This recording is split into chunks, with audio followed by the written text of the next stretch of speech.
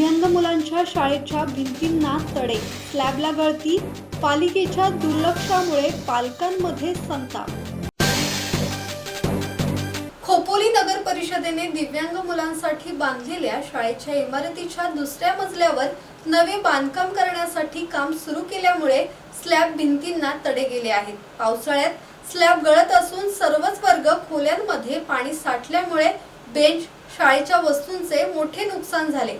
भविष्यात स्लॅब कोसळून दुर्घटना होण्यापेक्षा शाळेची दुरुस्ती होईपर्यंत मुलांना शाळेत पाठवणार नसल्याचा निर्णय पालकांनी घेतला आहे।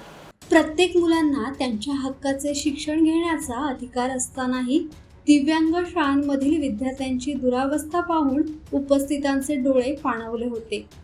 शालोम एज्युकेशन सेंटर संचालित सोफिया दिव्यांग मुलांच्या शाळेला खोपोली नगर परिषदेने दिव्यांग भवन बांधून दिले आहे।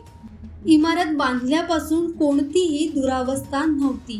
काही दिवसांपासून इमारतीवर दुसरा स्लॅब टाकण्याचे काम सुरू केले आहे। वर्ग खोल्यांमध्ये पीओपी कोसळले असून इलेक्ट्रिकच्या वायर तुटल्या आहेत। सर्व खोल्यांमध्ये पाणी साठले होते। दिव्यांग मुलांच्या शाळेची दुरावस्था झाल्याची माहिती वाऱ्यासारखी पसरताच घटनास्थळी माजी नगरसेवक किशोर पानसरे, माजी नगरसेविका जेनी सॅम्युअल, सामाजिक कार्यकर्ते श्याम कांबळे, विजय तेंडुलकर पोहोचले।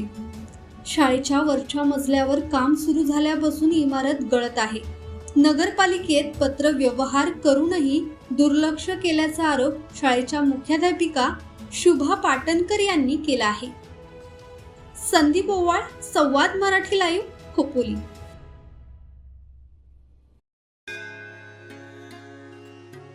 श्री गणपती संस्थान महड, तालुका खालापूर, जिल्हा रायगड। श्री वरद विनायकाच्या भक्तांसाठी भक्त निवासाची सोय, स्वच्छता आणि 24 तास गरम पाणी, सीसीटीव्हीची नजर। आगाऊ नोंदणीसाठी संपर्क करा 02192 26 69 12 72 76 47 38 54।